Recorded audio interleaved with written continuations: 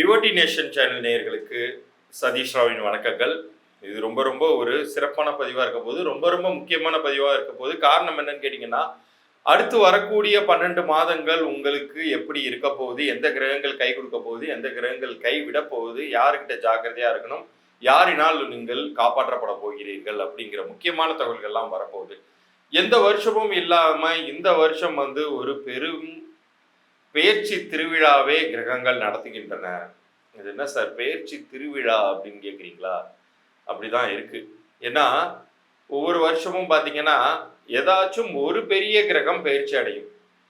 பொதுவாக நம்ம எல்லா கிரகங்கள் ஒரு வீட்டிலிருந்து அடுத்த வீட்டுக்கு நகர்வதை நாம் எடுத்துக்கொள்வது கிடையாது.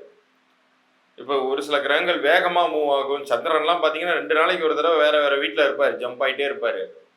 நம்ம அந்த மாதிரிலாம் இருக்கக்கூடிய கிரகங்களை பற்றி நம்ம பேசவே மாட்டோம். பட் வருஷத்துக்கு ஒரு தடவை ஆண்டு கிரகமான குரு பெயர்ச்சி நடக்கும் பொழுதோ, 2.5 வருடங்களுக்கு மாறக்கூடிய சனி பெயர்ச்சி பற்றியோ, அல்லது ராகு கேது 1.5 வருடங்களுக்கு ஒரு முறை மாறுவதை பற்றியோ நம்ம பேசுவோம். ஆனால் இந்த ஒரு வருஷம் பார்த்தீங்கன்னா எல்லாருமே இடம்பெயர்றாங்க. அந்த பெரிய கிரகங்கள் அப்படின்னு சொல்லக்கூடிய சனி, குரு, ராகு, கேது 4 கிரகங்களுமே ஒரு வீட்டிலிருந்து மற்றொரு வீட்டுக்கு இடம்பெயரும் பொழுது, அப்ப ஏதாவது ஒரு வகையில எல்லா ராசியினருக்குமே நன்மைகள் அப்படிங்கிறது உறுதி. அந்த வகையில அனைத்து ராசியினருமே சந்தோஷப்பட்டு கொள்ளலாம். எல்லாருமே என்னைய கைவிட்டுட்டாங்க, நான் யாருடைய உதவியும் இல்லாம வழி தெரியாத காட்டுல கண்ணை கட்டி விட்டாப்புல இருக்கு அப்படிங்கிற நிலை இந்த வருடம் யாருக்கும் வராது. ஏதேனும் ஒரு கிரகம் உங்களுக்கு வழி நடத்த கூடவே இருக்க போகுது அப்படிங்கிறது தான் உண்மை. இறைவனுக்கு நீங்கள் நன்றி சொல்லிவிட்டு, நீங்கள் வணங்கக்கூடிய குருவிற்கு நன்றி சொல்லிவிட்டு இந்த பகுதியை மேற்கொண்டு பாருங்கள். உங்களுக்கு எந்த கிரகங்கள் காப்பாற்ற போகிறது அப்படிங்கிற தகவல்கள்லாம் இதுல தெரிய போகுது. முக்கியமா உங்களுக்கு வாழ்நாள் முழுமைக்கும் நல்ல பலன்கள் கிடைப்பதற்கான இலவச பொது பலன்கள் பற்றிய, குறிப்பாக எண் கணிதம், நியூமராலஜின்னு சொல்றோம் இல்லையா, அது சம்பந்தப்பட்ட முக்கியமான கருத்துக்களை நான் இந்த பகுதியின் இறுதியில சொல்ல போறேன். இந்த பகுதியை முழுமையா பார்த்துட்டு அந்த இறுதியில நான் சொல்லக்கூடிய அந்த இலவச பொது பலன்கள் பற்றியும் நீங்கள் தெரிந்து வைத்துக் கொண்டால் உங்கள் வாழ்நாள் முழுமைக்கும் நீங்கள் நல்லா இருக்கக்கூடிய வாய்ப்புகள் இறை அருளால், குலதெய்வத்தின் அருளால் உங்களுக்கு கிடைக்க பெறும். இப்ப பகுதிக்குள்ளார போகலாம்.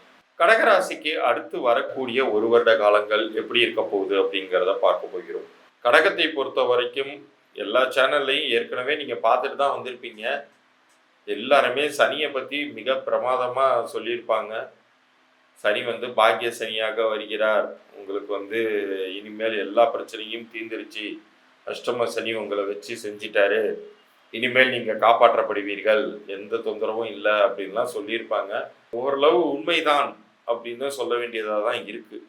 அது என்ன சார் அதுலேயுமே ஒரு இக்கு வச்சு ஓரளவு உண்மைன்னு சொல்றீங்களே அப்படின்னா, உங்களுடைய எதிர்பார்ப்புகளை கொஞ்சம் மட்டுப்படுத்தி கொள்வதற்காகவே அந்த வார்த்தையை நான் பிரயோகிக்கிறேன். கெடுதல்கள் அப்படிங்கிறது நிச்சயம் விலகிருச்சுங்க. கெடுதல்கள் அப்படிங்கிறது விலகுவதுங்கிறதே நம்ம வாழ்க்கையில ஒரு பெரிய ரிலீஃப் தானே. அதுவே நமக்கு ஒரு பெரிய ஒரு வேலை பளுவையும் மன உளைச்சலையும் கம்மி பண்ணக்கூடியது தானே.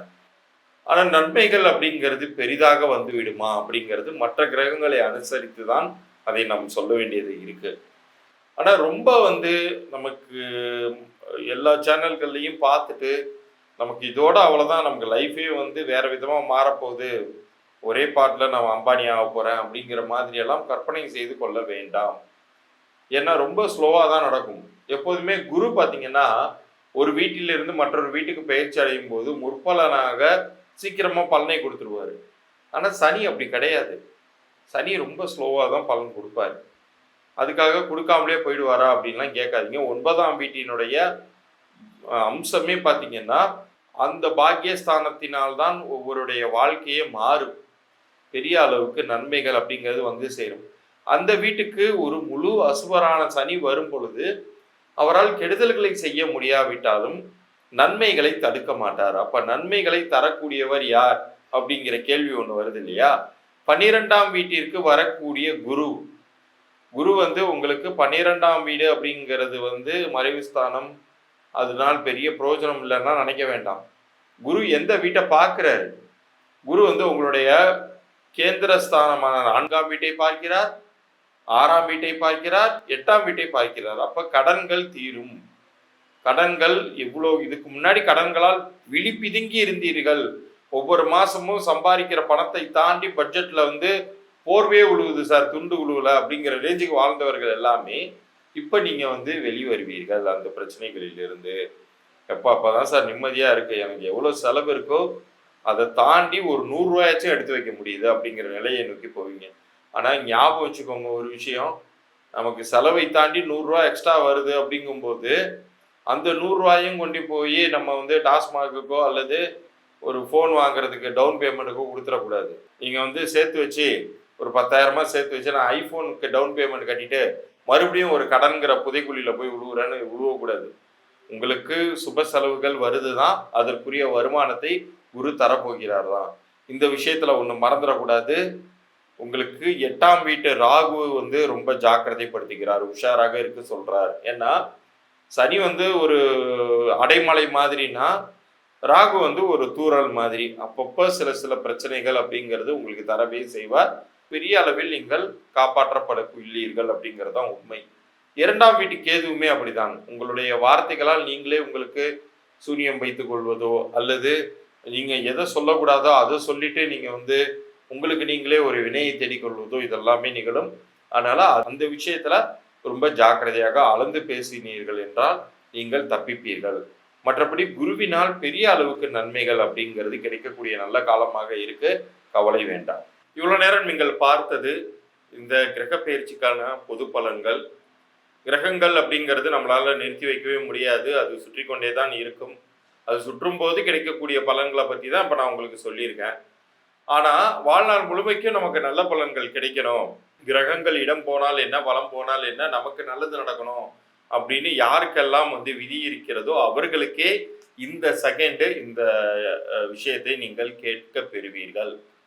பாதியிலேயே விட்டுட்டு அடுத்த சேனலுக்கு பார்க்கறதுக்கு போயிருக்கிறவங்களுக்கு கூட இது கிடைக்காது. உங்களுக்கு அந்த வாய்ப்பு கிடைக்குதுன்னா இறைவன் வந்து உங்களுக்கு ஏதாவது ஒரு வகையில உங்களுக்கு ஒரு வழியை காட்டுகிறார்னு தான் அர்த்தம். உங்களுடைய பிறந்த தேதி, உங்களுடைய பெயர், இது 2 தகவல்களையும் எனக்கு வாட்ஸ்அப்ல அனுப்பிச்சு விடுங்க. இந்த நம்பர் கீழே தெரிகிற என்னுடைய எண் வந்து வாட்ஸ்அப்ல இருக்கு. யாருக்கெல்லாம் அவர்களுடைய பிறந்த தேதிக்கும் கூட்டு எண்ணிற்கும் பெயர் சரியாக அமைந்திருக்கிறதோ அவர்களுக்கு வாழ்நாள் முழுமைக்குமே ஏதேனும் ஒரு வகையில் உங்களுக்கு படியளக்கப்படும். உங்களுக்கு நிறைய விஷயங்கள் நன்மைகள் நடக்கும், தீமைகள் மிக மிக குறைவாக நடக்கும். உங்களை மொத்தமாக கெடுத்து அழித்து விடாத அளவிற்கு நீங்கள் காப்பாற்றப்படுவீர்கள். ஆனா அதற்கு நீங்கள் வந்து நம்பணும் இல்லையா, இதுல இவ்வளவு பெரிய விஷயங்கள் இருக்கா அப்படிங்கிறத புரிஞ்சுக்கிறதுக்காகவே நான் என்ன பண்றேன்னா உங்களுடைய பிறந்த தேதி அதனுடைய தன்மைகள் பற்றியும் கூட்டு எண் அதனுடைய தன்மைகள் பற்றியும் இது 2த்துக்கும் உங்க பெயர் பொருந்திருக்கா அப்படிங்கிறத பத்தி எல்லாம் இலவச பொது பலன்களாக, அதாவது பெயர் பொருந்திருக்கா இல்லையா, பெயர் பொருந்தலைன்னா என்ன விதமான துன்பங்களை நீங்கள் அனுபவித்துக் கொண்டிருப்பீர்கள் அப்படிங்கிறதெல்லாம் நான் இலவச பொது பலன்களாக நான் அனுப்புறதா இருக்கேன். அப்படி பொருந்தலை அப்படின்னா மேற்கொண்டு என்ன செய்யணும், நீங்கள் எப்படி வந்து பெய்டு கன்சல்டேஷன் எடுத்துக்கலாம் அப்படிங்கிற தகவல்களையும் நான் அதில் சொல்றதா இருக்கேன். அதை பார்த்து நீங்கள் பயன்பெறலாம். இதுல உங்க யாருக்கெல்லாம் உங்களுடைய வியாபாரமும் சரியா போகல அப்படின்னு நினைக்கிறீங்களா, உங்களுடைய வியாபார பெயரையுமே எனக்கு அனுப்புங்க. வியாபாரம் யார் பெயர்ல நடக்குதோ அவர்களுடைய பிறந்த தேதியும் பெயருமே ரொம்ப முக்கியம். ஏன்னா ஒரு சில பேர் வந்து வியாபாரத்தை பார்த்துக்குவாங்க, ஆனா மனைவியின் பேர்ல பிசினஸ் ரெஜிஸ்டர் பண்ணியிருப்பாங்க, இல்ல கணவன் பேர்ல பிசினஸ் ரெஜிஸ்டர் பண்ணியிருப்பாங்க. யார் பெயரில் வியாபாரம் நடக்குதோ அவங்களுடைய பிறந்த தேதியும் பெயருமே முக்கியம். அதை அனுசரித்து அந்த வியாபார பெயர் உங்களுக்கு பலன் தருதா இல்லையான்னு சொல்லுவேன். அப்படி தரலன்னா நம்ம என்ன பண்ணணுங்கிறத சொல்லியிருப்பேன். அதை செய்தீர்கள் என்றால் நிச்சயம் கிரக பெயர்ச்சிகள் எப்படி இருந்தாலும் எவ்வளவு தோஷம் உள்ளதாக இருந்தாலும் நீங்கள் காப்பாற்றப்படுவீர்கள், ஜெயிப்பீர்கள் வாழ்க்கையில். அதற்கான ஒரு வாய்ப்பை வந்து உங்களுடைய குலதெய்வம் நல்கியுள்ளது. உங்களுடைய நீங்கள் வணங்கும் குலகுரு இந்த வாய்ப்பை இந்த செகண்ட் உங்களுக்கு கொடுக்குறாருங்கிற ஒரு தீர்மானத்தோட நீங்கள் இந்த தகவல்களை எனக்கு அனுப்பிச்சு விடுங்க. உங்களுக்கான பதில் 3 நாட்களுக்குள் நான் அனுப்பி வைக்கிறேன். முதலில் வரக்கூடிய 100 நபர்களுக்கு என்னால் உத்தரவாதமாக 3 நாட்களுக்குள் அனுப்ப முடியும் அப்படின்னு சொல்ல முடியும். நீங்கள் யாரெல்லாம் எவ்வளோ சீக்கிரம் முந்திக்கிட்டு அனுப்புறீங்களோ அவங்களுக்கான தகவல்களை முன்கூட்டியே நான் அனுப்புகிறேன். மறந்துடாமல் நம்ம சேனலை சப்ஸ்கிரைப் பண்ணி ஸ்க்ரீன்ஷாட்டோட அனுப்புங்க.